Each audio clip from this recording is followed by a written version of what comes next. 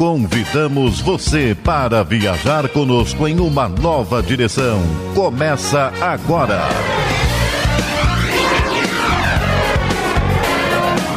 Novos rumos. Ligue e participe. Coordenação e apresentação, Nádia do Couto Vale.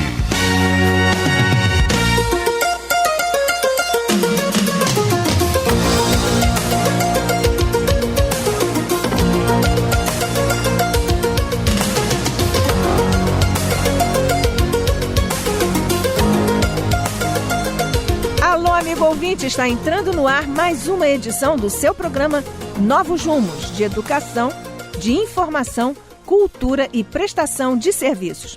Nossa equipe está a postos para receber a sua participação, como sempre, para você deixar a sua participação e receber a resposta do nosso convidado. Como você sabe, nós temos sempre temas especiais com convidados especiais que são especialistas nos temas que trazemos. O tema de hoje é um tema novo e você vai gostar muito dele. Você já ouviu falar de neurociência?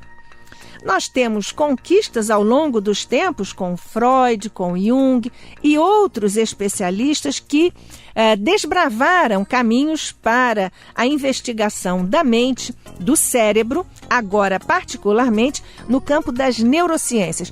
E será que a neurociência tem alguma ligação, algum vaso comunicante com o espiritismo? Estas e outras questões nós vamos agora discutir e sobre elas conversar com o nosso convidado especial e especialista no tema de hoje do seu Novos Rumos. É o Dr. João Ascenso, que é psicólogo social formado em Lisboa e doutorando em neurociência no laboratório da Rede DOR do Rio de Janeiro. O nosso convidado já está na linha, não é isso?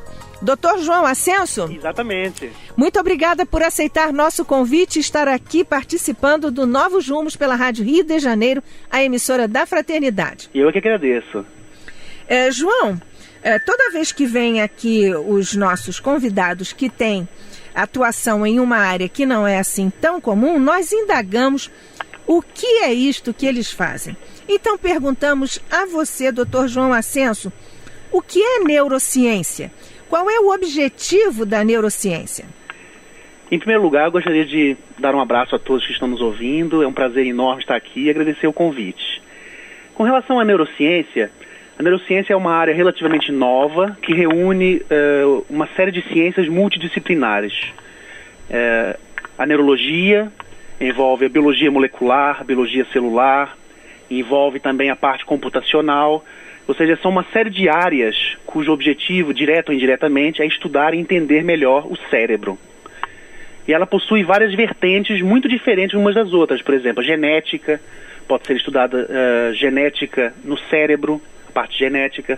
Pode ser estudada a biologia molecular e a biologia celular das células do cérebro. Pode ser estudada a neuroanatomia do cérebro. E pode ser estudado também as funções cognitivas e emocionais do cérebro. Então é uma área muito complexa que envolve várias disciplinas. Uma outra área também muito conhecida, e é uma área que tem sido desenvolvida muito por um brasileiro chamado Nicoleles, que é a ligação do cérebro com máquinas, por exemplo, computadores. E o efeito que, por exemplo, isso pode ter a nível do comportamento, a nível da parte motora do comportamento.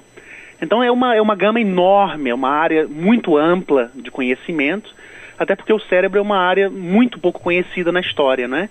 E os recentes avanços nos últimos 30 anos permitiram o conhecimento muito maior do que nos últimos 50 ou 100 anos, qual o funcionamento desse mesmo cérebro, né? Essa tecnologia que veio nos trazer formas mais profundas de entender o funcionamento do cérebro. Sim, você se referiu, João, às três décadas, últimas décadas, no avanço, não é, muito mais expressivo na área da neurociência.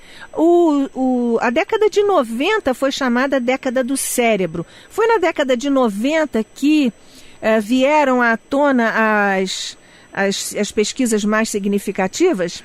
Olha, na verdade, o que veio na década de 90 foram as metodologias de pesquisa e de estudo do cérebro.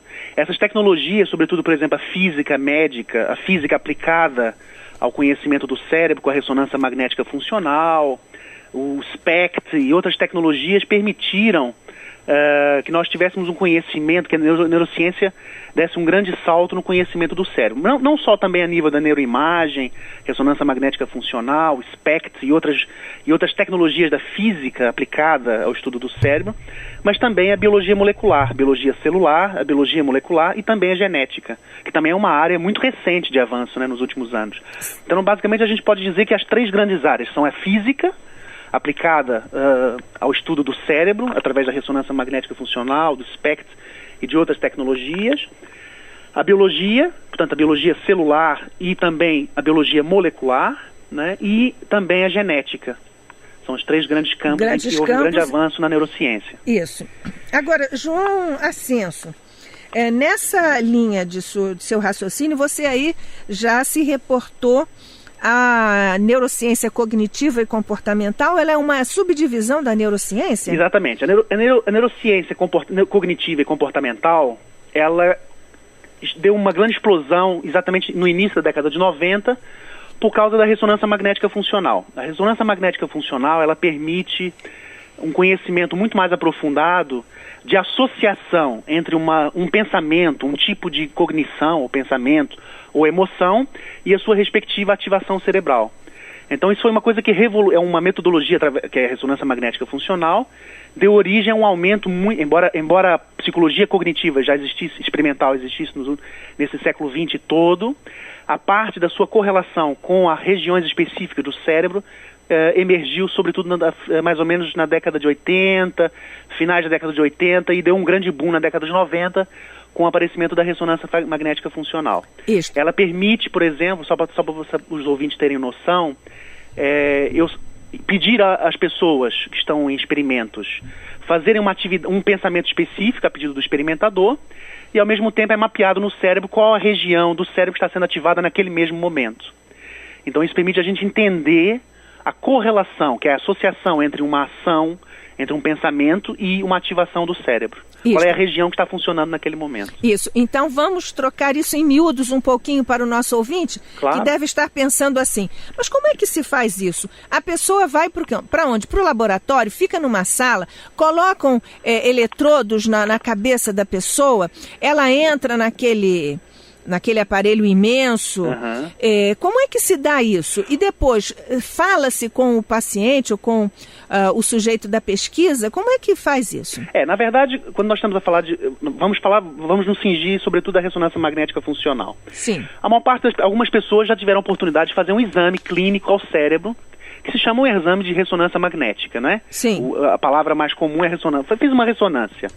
É exatamente a mesma coisa. A gente pede ao indivíduo que entre na máquina de ressonância, só que ao invés de ela fazer um exame clínico, né, para ver o estado do seu cérebro, se ela tem algum problema físico no cérebro, nós desenhamos uma série de tarefas, né, numa tela em que o indivíduo está deitado na máquina de ressonância e ele vai ter um controle remotozinho muito simples, com um botãozinho para a esquerda e um botãozinho para a direita, e consoante os pedidos dessas tarefas que estão colocadas numa tela, ele vai respondendo às perguntas que são feitas nessa tela.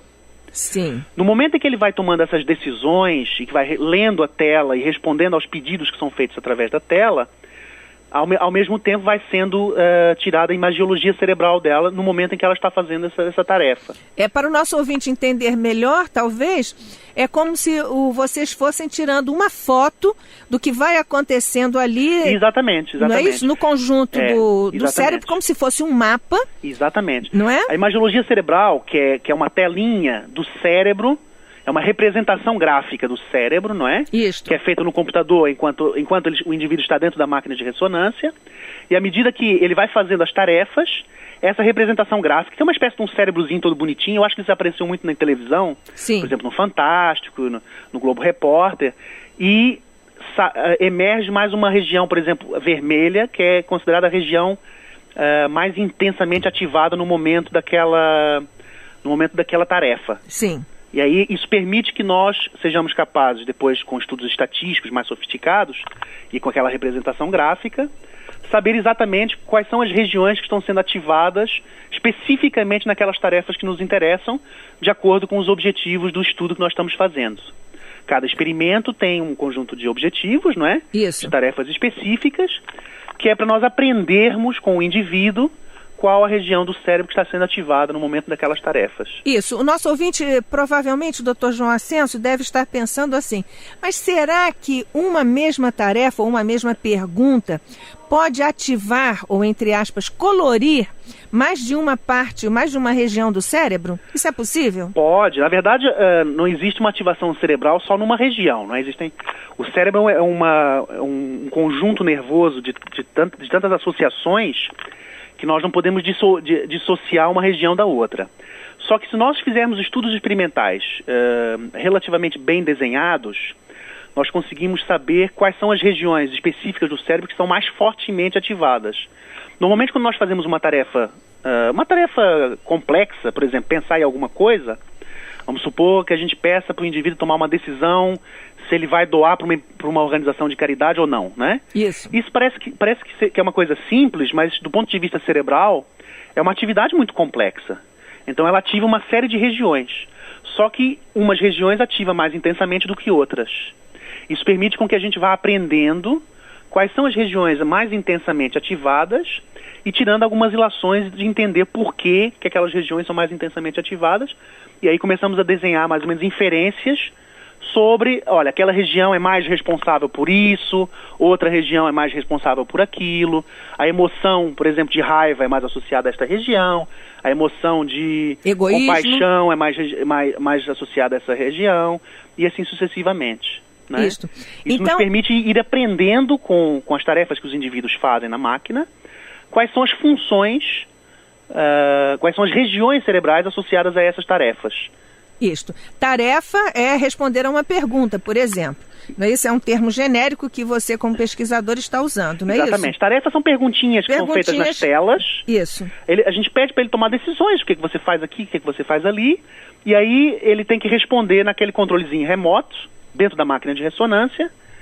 E a partir daí a gente mede o que está acontecendo no cérebro no momento dessa decisão. Uhum.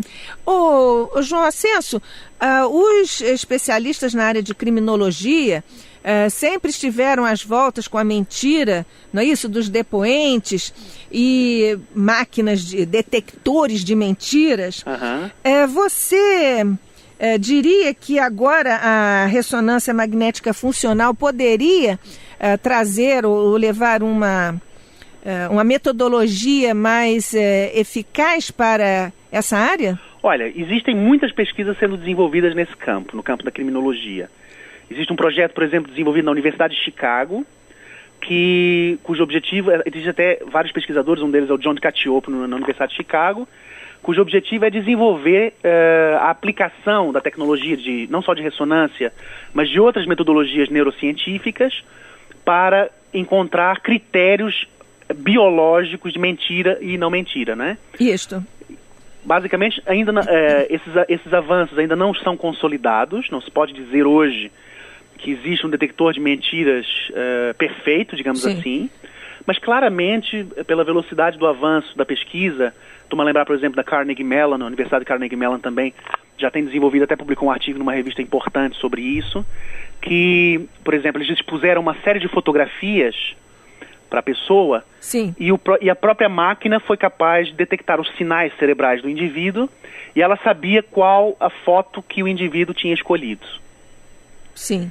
Então nós estamos falando já de uma capacidade da tecnologia neurocientífica de capturar algumas informações cerebrais sem o indivíduo revelar verbalmente, digamos assim. Quer dizer, na verdade o cérebro reage e revela a verdade. Exatamente. Ninguém pode dar um comando ao cérebro para enganar a máquina.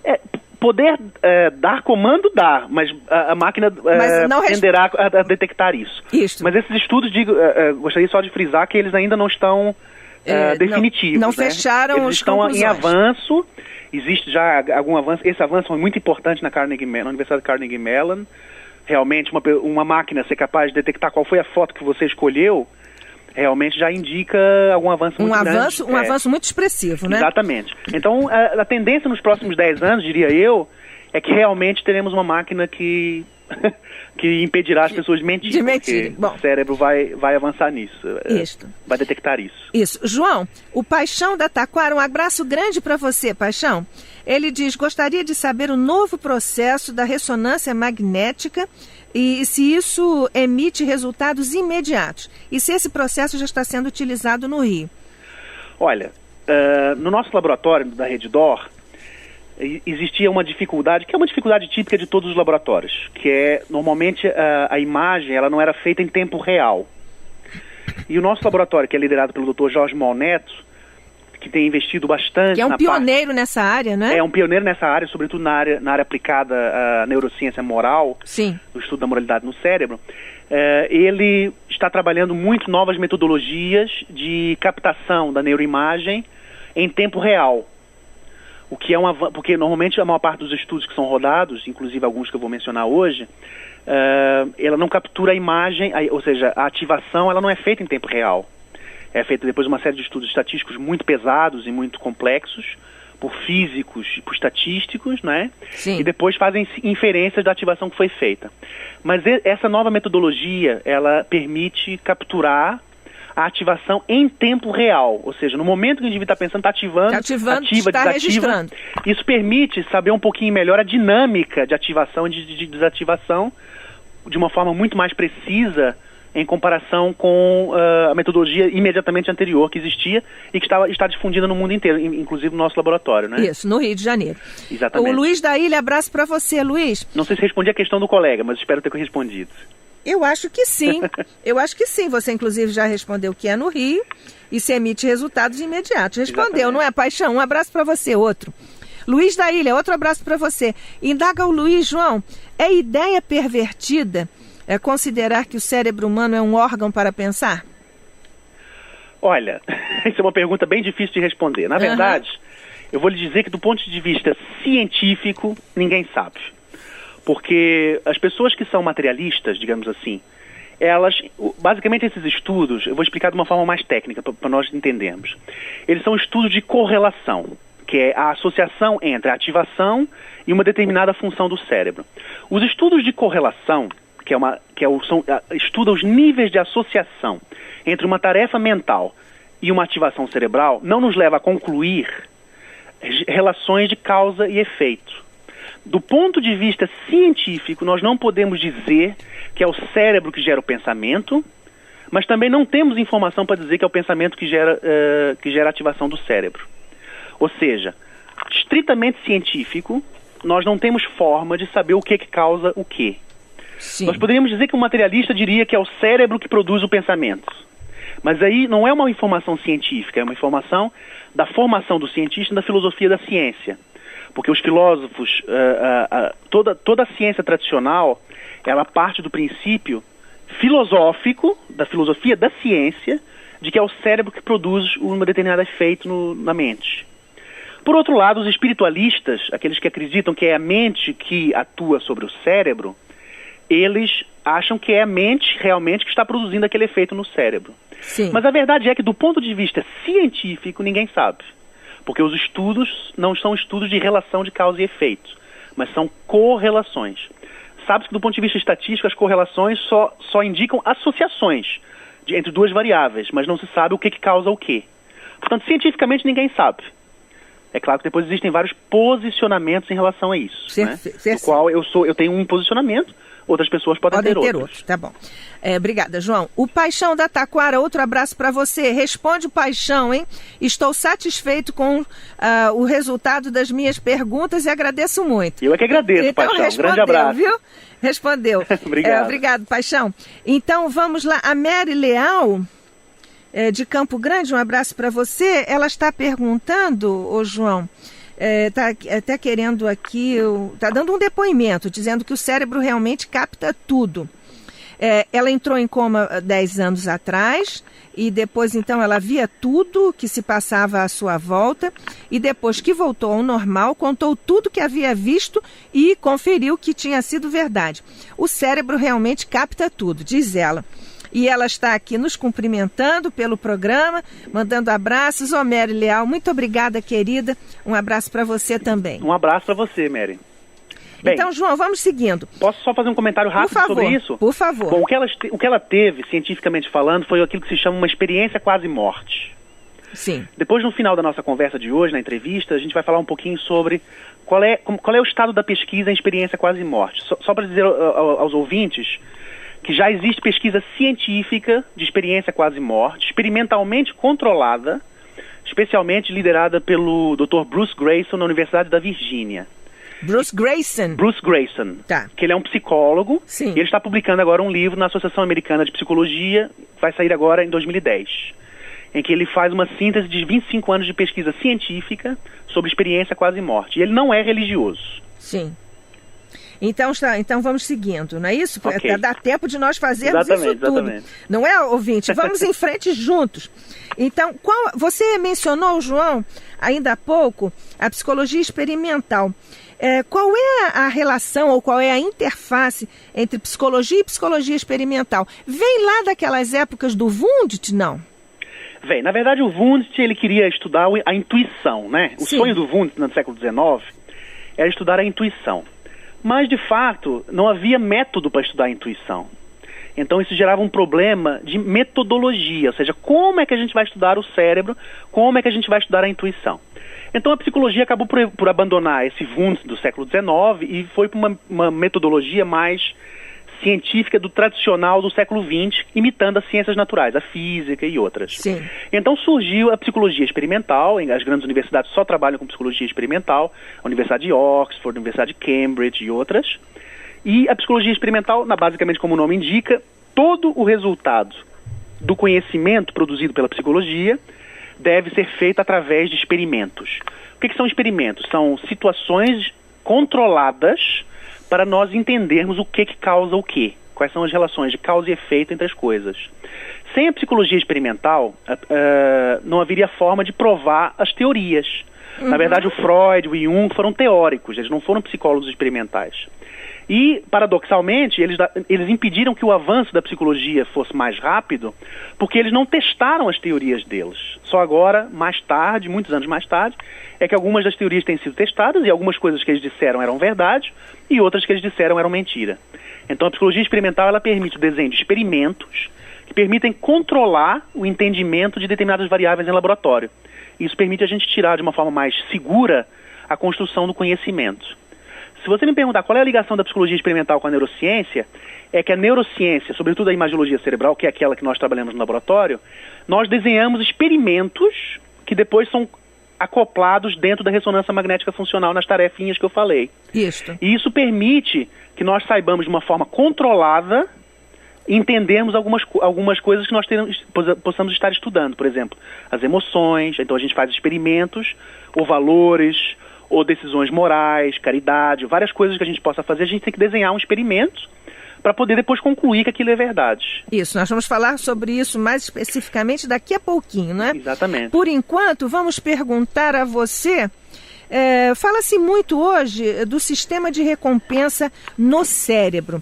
O que é isto, Dr. João Ascenso? É o mesmo que circuito de prazer? Olha, esse é o nome vulgar que dão, circuito de prazer, região do prazer, não é?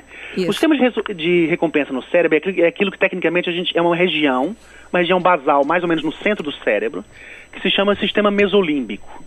O sistema mesolímbico foi uma região que foi descoberta por vários pesquisadores em estudos anteriores que mostraram a associação dessa região com prazeres intensos. Por exemplo, fizeram um estudo com pessoas que comiam chocolate, sim, e que ativavam intensamente essa região chamada sistema mesolímbico. Então ela é ativada em várias situações, por exemplo, situação de comer chocolate. Já foi estudado também uma situação de fazerem sexo, por exemplo, puseram um casal fazendo sexo e essa região foi intensamente ativada. Sim. Também a região da droga, por exemplo, se um viciado consumir crack, por exemplo, aquela região do prazer é intensamente ativada. Então, essa região ficou conhecida como sistema, vulgarmente, né, leigamente falando, sim, por sistema de prazer, e todo prazer sensorial, digamos assim, aquele prazer básico, né, que a gente sente nessas experiências, ela ativa essa região do sistema mesolímbico. Esse é o chamado sistema de recompensa no cérebro. Isto. E é também o sistema que as drogas começam a ativar, tá certo isso? Exatamente. Não é isso? Porque o mal da droga é que ela faz bem a curto prazo e faz mal a longo prazo. Pois é, no início ela até engana, ela proporciona um prazer muito intenso, né? Aí o indivíduo fica viciado nesse prazer muito intenso e depois ele sente falta desse prazer intenso, aí se gera um circuito de viciação, né? Isso. O problema não é o prazer que se sente, o problema depois é que ele destrói células do cérebro, ele destrói gera uma série de problemas fisiológicos no corpo. Isto.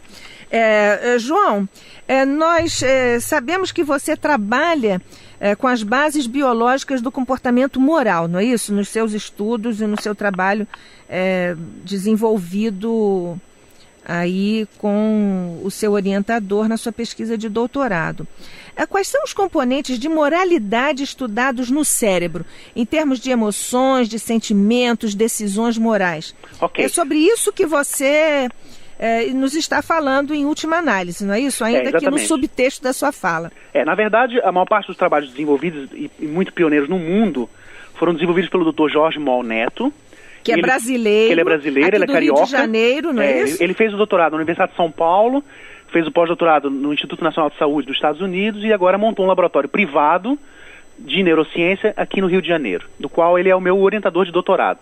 Sim. Então, ele foi o pioneiro em estudar as bases biológicas do comportamento moral. Quais foram os componentes desse estudo? Basicamente, o que ele tentou entender foi o que acontece com o cérebro quando nós agimos de uma forma positiva do ponto de vista moral. O que acontece com o cérebro quando nós, por exemplo, fazemos caridade. Então ele desenhou 3 experimentos que até ficaram famosos. O primeiro experimento foi publicado em 2001, que foi o primeiro experimento de moralidade publicado com ressonância magnética funcional no mundo. Foi em 2001. E o que ele fez nesse primeiro experimento publicado em 2001? Ele foi publicado numa revista internacional chamada Arquivos de Psiquiatria, de Neuropsiquiatria. E basicamente o que ele fez? Ele colocou as pessoas dentro da ressonância magnética funcional e colocou elas colocou na tela 2 tipos de perguntas. Perguntas com conotação moral versus perguntas neutras, que não tinham conotação moral. Por exemplo, perguntas de conotação moral as pessoas velhas são inúteis. Isso tem uma conotação moral, tem uma avaliação moral. E um exemplo de uma frase neutra as pedras são feitas de água, ou seja, não tem nenhuma conotação moral. Então ele fez uma sequência de frases morais e de frases não morais, e ele verificou uma diferença significativa de ativação quando as pessoas liam as perguntas morais. Que tipo de ativação se verificou? Que quando as pessoas liam as frases morais, ativava-se uma região do cérebro de uma forma muito intensa que se chama córtex frontopolar. O que é o córtex frontopolar? É a região mais anterior do cérebro, quase perto aqui entre as sobrancelhas. Sim. Esta região aqui que se chama córtex frontopolar. E essa região, segundo esse estudo dele, publicado em 2001, foi intensamente ativada apenas quando o indivíduo lia palavras morais. E não era ativada quando o indivíduo lia palavras neutras ou palavras não morais. Sim. Então isso foi a primeira evidência de que o conceito de moralidade, normalmente ele é ativado no cérebro, sobretudo na região do lobo frontal, do córtex pré-frontal, que é esta região mais anterior do cérebro, essa parte aqui toda da testa. Sim, então vamos repetir isso, porque isso é muito importante para nós espíritas, inclusive. Exatamente. O conceito de moralidade está...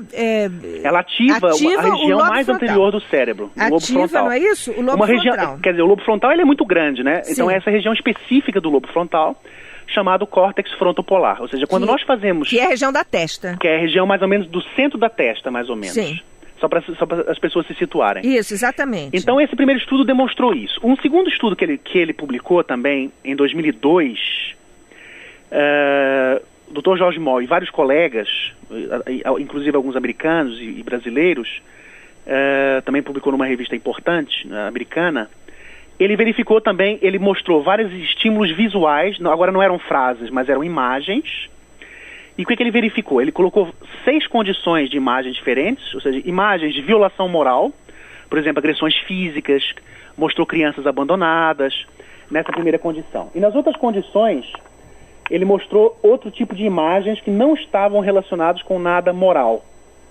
Por exemplo, imagens de passeios de bicicleta, vários tipos de imagens que não tinham nada a ver com moralidade. Sim.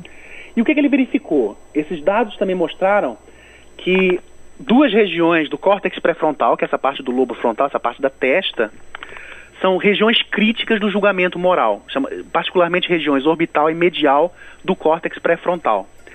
Então, esse estudo, agora não com frases, mas com imagens, mostra, com imagens que iam passando, né, que os indivíduos, quando viam imagens que tinham também uma conotação moral, elas ativavam também regiões do córtex pré-frontal, em comparação com outro tipo de imagens também que não tinham nenhuma conotação moral. Então esse é um estudo que também mostrou mais uma evidência, né, de que essa região do córtex pré-frontal, mais anterior, ela está associada também a julgamentos morais ou a estímulos também morais. Isto, o assunto está muito bom, não é, ouvinte?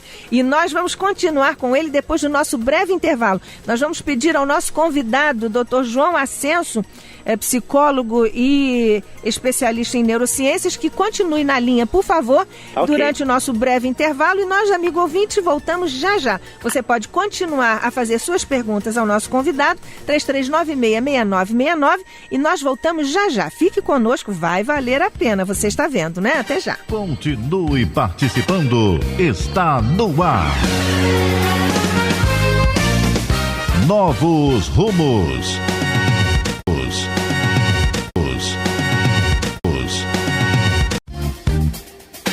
Voltamos a apresentar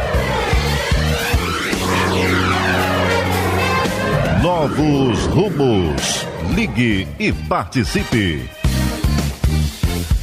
Coordenação e apresentação, Nádia do Couto Vale.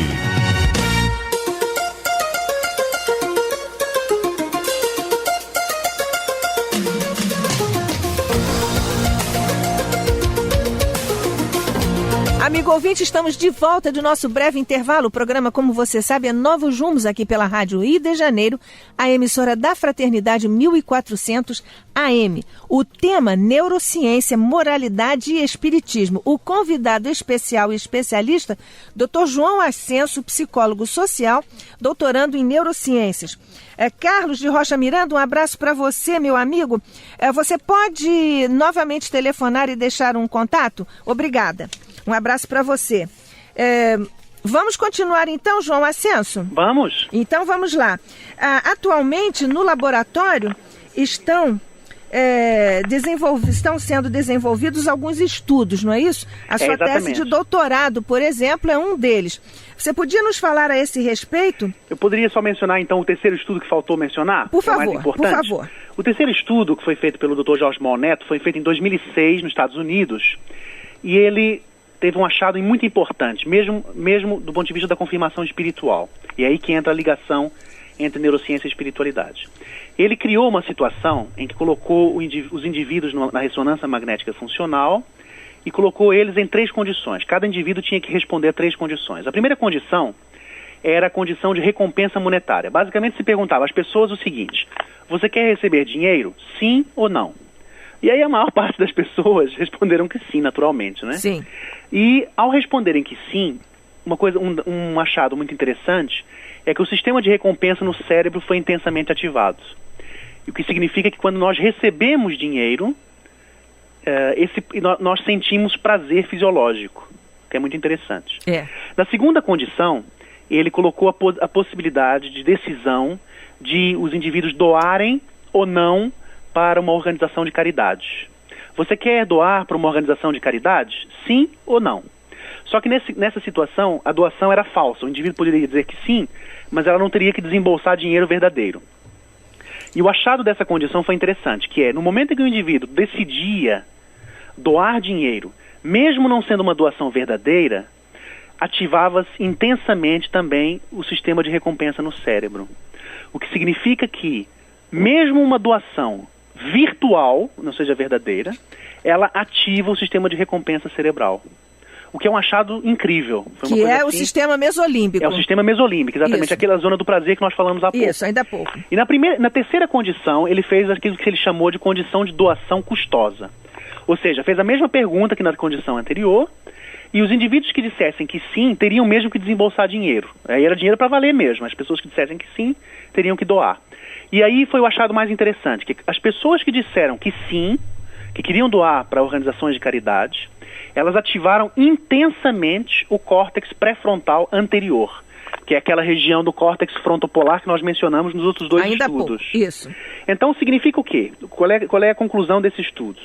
Que a doação, quando nós fazemos uma doação para caridade, e ela implica um esforço, um custo, um sacrifício para nós, até porque o indivíduo perdeu dinheiro verdadeiramente, a região mais intensamente ativada é o córtex pré-frontal anterior. E o que é mais interessante é que em 1947, o médium Francisco Cândido Xavier publicou um livro, o espírito chamado André Luiz publicou um livro através dele, chamado No Mundo Maior. E nesse livro existia um instrutor espiritual de André Luiz, que era um médico na Terra, e quando desencarnou ele conta a vida dele no mundo espiritual, e esse instrutor espiritual explica para ele, para o André Luiz, uma coisa muito interessante. Em 1947, repare, ele diz o seguinte, que as regiões mais nobres do cérebro e do espírito encontram-se na região dos lobos frontais. Essa informação foi uma revelação na época, em 1947, mas ela não estava provada cientificamente. E agora está sendo. E ela foi provada, curiosamente, por um materialista, porque o Dr. Jorge Moll Neto, ele não é espírita, ele não é religioso. Isso, a propósito, Francisco de Santíssimo, abraço para você, ele está pedindo que você, João Ascenso, repetisse o nome do cientista que publicou em 2001 e 2002 também, indaga ele, o estudo sobre as frases morais que o cérebro detecta. É o Dr. Jorge Moll Neto. Na verdade, foram esses 3 estudos, foram todos dele. Isto. Dr. Jorge Moll Neto. Moll, M-O-L-L. M-O-L-L. Isso. Se ele for fazer o Google, ele vai encontrar muita coisa dele. Isso. Então tá bem, Francisco, um abraço para você. Vamos seguindo, por favor. Então o que foi mais interessante é que nós apresentamos isso depois na Universidade George Washington, no Congresso Médico Espírita Americano, para vários neurocientistas também, mostrando que um dado neurocientífico de um materialista confirma uma informação espiritual dada por um espírita em 1947. O que é absolutamente... inédito. Não só inédito, mas a imparcialidade do pesquisador reforça a qualidade da conclusão, não é isso? Sem dúvida. Então vamos seguindo. Então, na verdade, esse foi o terceiro estudo, e você me perguntou há pouco sobre o futuro, não é? Como é que está a minha tese de doutorado, não é isso? Isso. Na verdade, o que nós estamos fazendo no laboratório agora? A minha tese de doutorado ela vai tentar entender duas coisas fundamentais. Como é que funciona o inconsciente e como é que funcionam os valores no cérebro. Como é que nós vamos trabalhar isso? Basicamente, nós vamos fazer estímulos numa tela. Sim. Esses estímulos vão ser feitos nas pessoas que estiverem dentro da ressonância magnética funcional, mas esses estímulos serão apresentados numa velocidade que o olho humano, ou seja, o indivíduo não consegue registrar e verbalizar o que ele está vendo. E aí a gente chama um estímulo, é aquilo que a gente chama de um estímulo subliminar, ou seja, o indivíduo não consegue dizer o que viu, né? E há estudos anteriores da psicologia experimental que mostram que as pessoas são influenciadas inconscientemente por várias variáveis. Então o que nós vamos fazer na ressonância? Nós vamos colocar os indivíduos dentro da máquina, fazer uma série de estímulos subliminares, ou seja, o indivíduo não vai conseguir saber o que está sendo estimulado, e depois pedir para ele tomar decisões, sobretudo a nível de decisões de doação ou decisões de receber dinheiro. Quer dizer, na tua investigação, no teu experimento, você vai seguir a linha do Dr. Moll. Exatamente. Nós vamos refinar e complexificar o estudo anterior dele. Sim. Mas com estímulos de valores. Então, o que a gente acha? Que se nós fizermos Essa é a hipótese de trabalho, não é isso? A hipótese é a seguinte: se nós fizermos um estímulo inconsciente de valores de benevolência, por exemplo, essa hipótese ainda não foi testada, isso vai influenciar, a hipótese é que isso vai influenciar o comportamento de caridade do indivíduo, mesmo ele não tendo consciência disso. Se nós fizermos um outro estímulo, por exemplo, de sucesso, o indivíduo tenderá a ser mais egoísta, ele vai querer mais dinheiro para ele. Por exemplo, se as pessoas quiserem subir de carreira, ou as pessoas que estão muito orientadas para ou têm um valor de sucesso, de carreira, elas tendem a ser mais egoístas, elas querem mais o sucesso para elas e não para os outros. Sim. Então nós vamos fazer, numa condição, um estímulo inconsciente de benevolência e numa outra condição, um estímulo de sucesso, digamos assim. E aí a gente espera que, no estímulo de benevolência, os indivíduos tendam a doar mais dinheiro e no estímulo de sucesso, os indivíduos tendem a ficar com mais dinheiro. Basicamente, do ponto de vista comportamental, é a hipótese de trabalho. Do ponto de vista cerebral, nunca foi estudado o que está acontecendo com o cérebro logo durante o estímulo de um valor de benevolência, e o que está acontecendo com o cérebro durante um estímulo de sucesso. E qual é o efeito que isso tem no cérebro antes da decisão que o indivíduo vai tomar na tela. Então, basicamente, a gente está fazendo um estudo experimental sobre o inconsciente, por um lado, mas cruzando dois tipos de valores e tentando entender se existem diferenças de ativação cerebral do tipo de valor que nós estamos falando, se é benevolência, se é sucesso.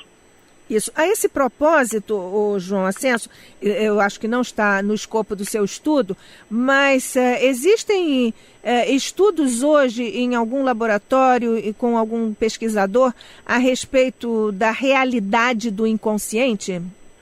Na verdade, existem estudos, sobretudo eles têm sido desenvolvidos muito por um pesquisador da Universidade de Amsterdã, na Holanda, sobre testes experimentais sobre o inconsciente.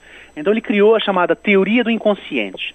Essa teoria, do ponto de vista teórico, né, ela não é nova. O Freud, Jung e o Leibniz, mesmo antes do Freud, falavam no inconsciente.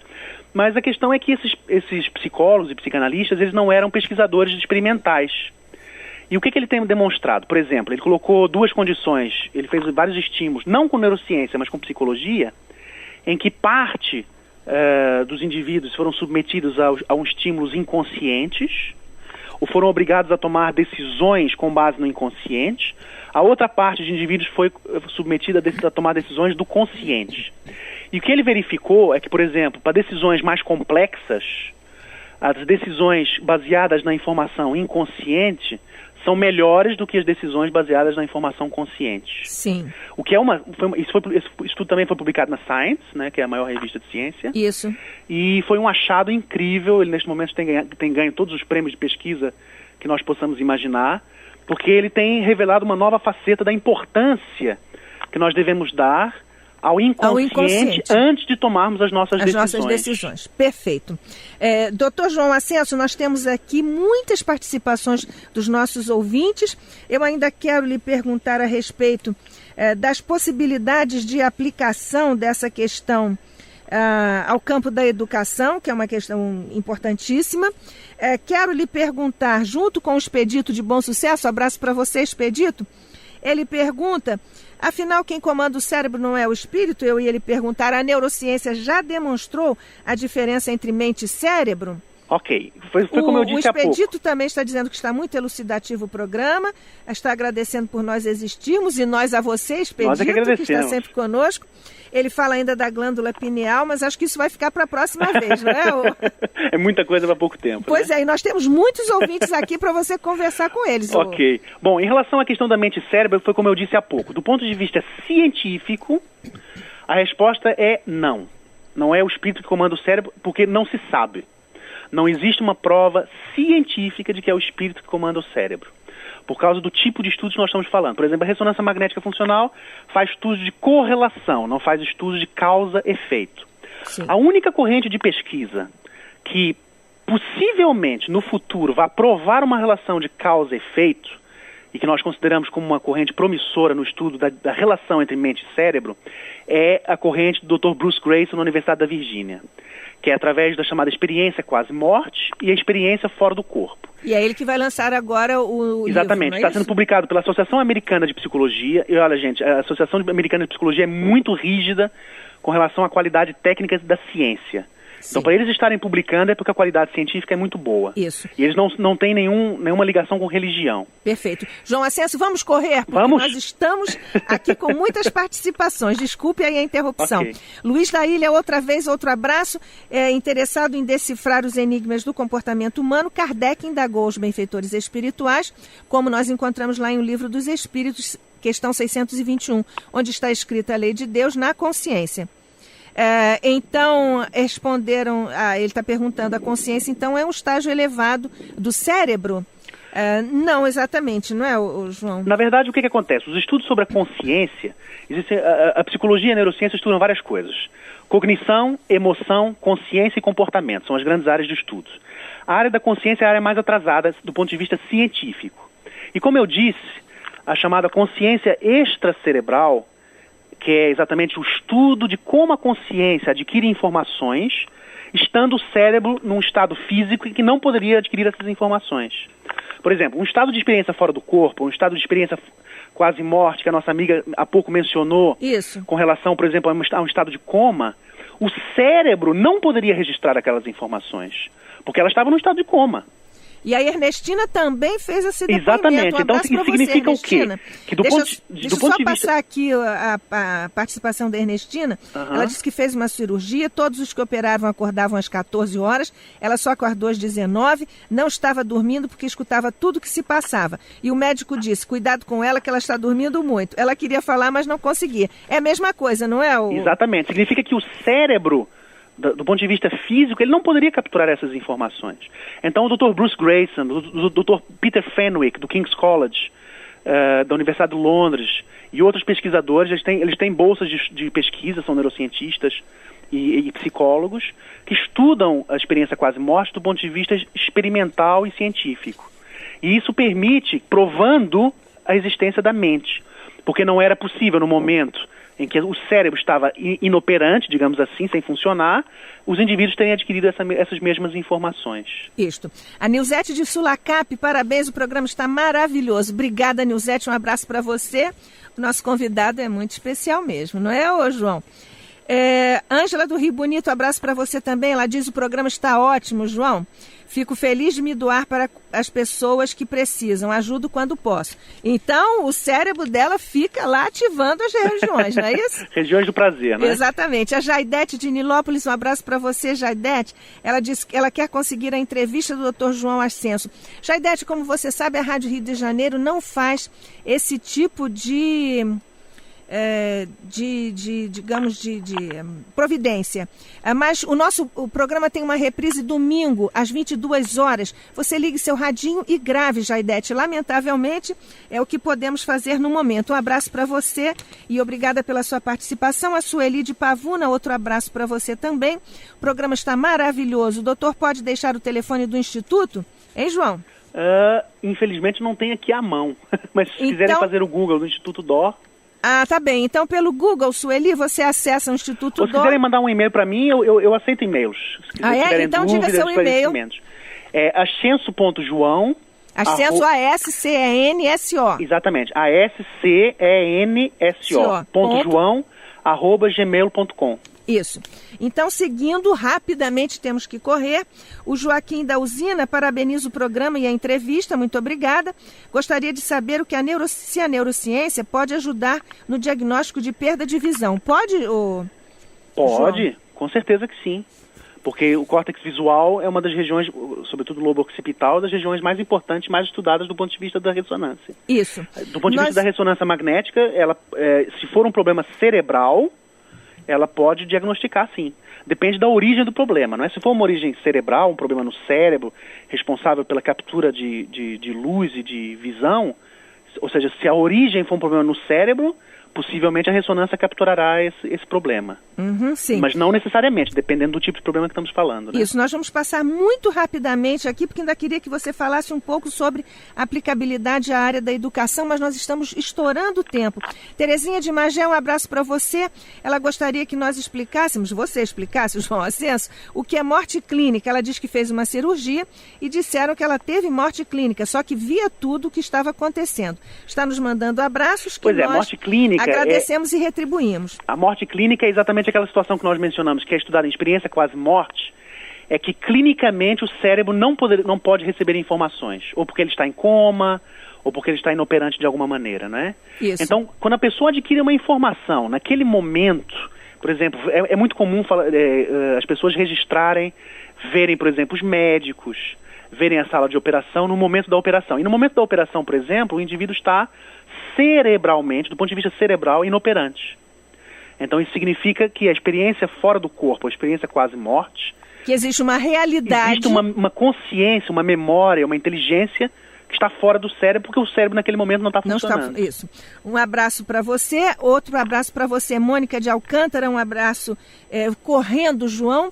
Gostaria de saber, diz elas, de uma pessoa, a respeito de uma pessoa que tem a mentalidade com atraso de 10 anos com relação à sua idade real. Existe tratamento para esse caso, doutor João Ascenso? Olha, isso ela teria que procurar mesmo um neurologista, fazer uma série de exames, um neuropsicólogo, né, que pudesse aferir exatamente toda essa situação. Isso. Rapidissimamente, como essas informações podem ser aplicadas na área da educação, hein, doutor João Ascenso? Bom, essa é uma área muito nova.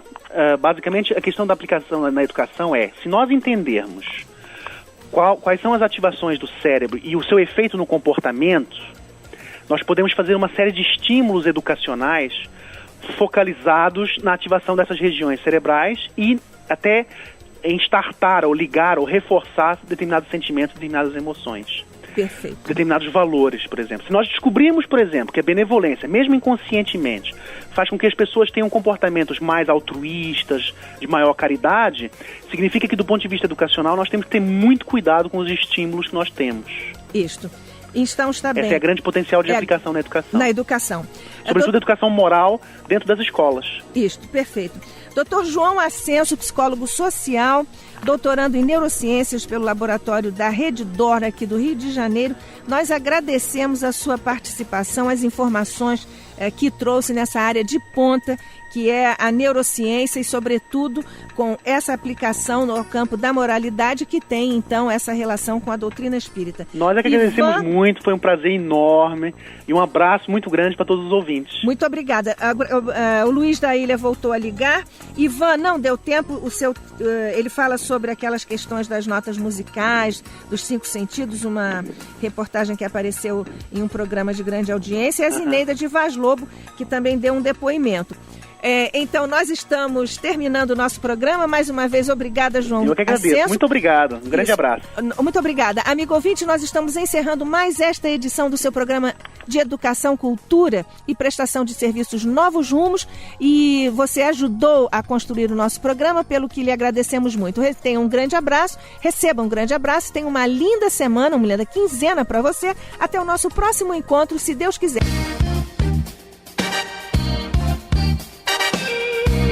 A Rádio Rio de Janeiro apresentou